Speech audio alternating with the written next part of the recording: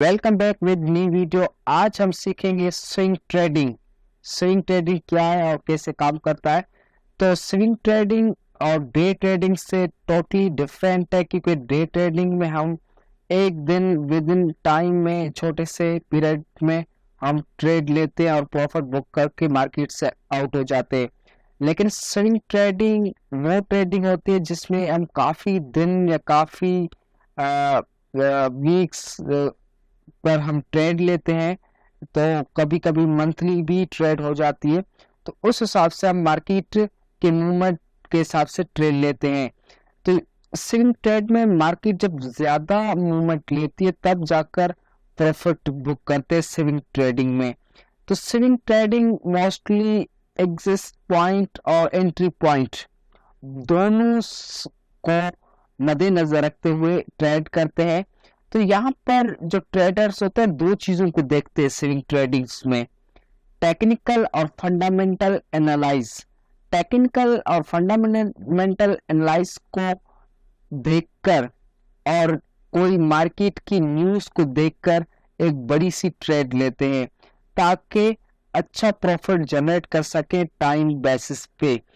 तो swing trading में upward market ऊपर जाते हुए भी प्रॉफिट जनरेट किया जाता है और मार्केट नीचे आते हुए भी प्रॉफिट बुक किया जाता है, क्योंकि फ्यूचर ट्रेडिंग के जरिए।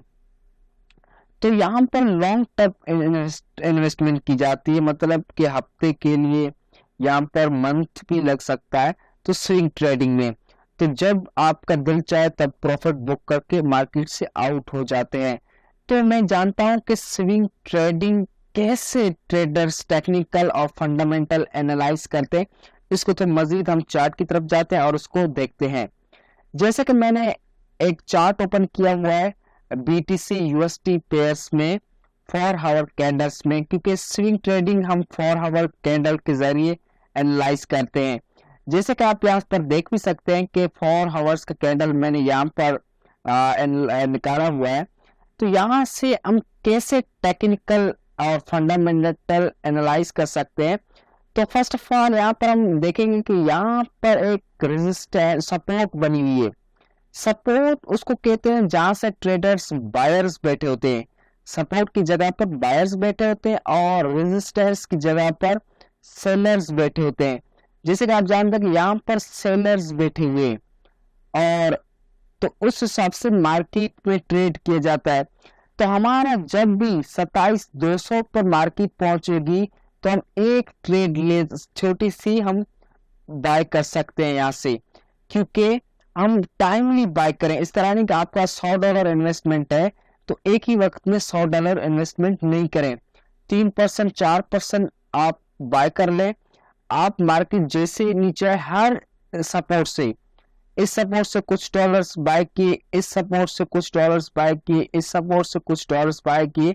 जब मार्केट नीचे आते जाए और बाय करते जाओ। जब मार्केट अपवर्ड की तरफ जाए तो हर सपोर्ट पे, हर आगे रेजिस्टेंस पे आप लोग अपनी परसेंट के हिसाब से प्रॉफिट को बुक करते जाए। जैसे कि आप जानते हैं कि अभी मार्केट रेजिस्टेंस पे है, तो इस मीन कि यहाँ पर सेलर्स बैठे हुए, तो हम थोड़ा मार्केट नीचे आते ही हम मार्केट से ट्रेड लेंगे। तो जैसा कि जानते हैं कि अभी जो मार्केट चल रही साइड वे मार्केट में प्रॉफिट जनरेट करना मुश्किल होता है। जैसे कि आप जानते हैं ये सबसे बड़ी सपोर्ट बनी हुई, यहाँ से आप बाय कर सकते हैं 26,200 से भी, क्योंकि ये एक सपोर्ट बनी हुई है। सपोर्ट से हमेशा आप बाय करोगे तब कम चांसेस होते हैं, कम रिस्क होता है आप लॉस करें किसी भी मार्केट से।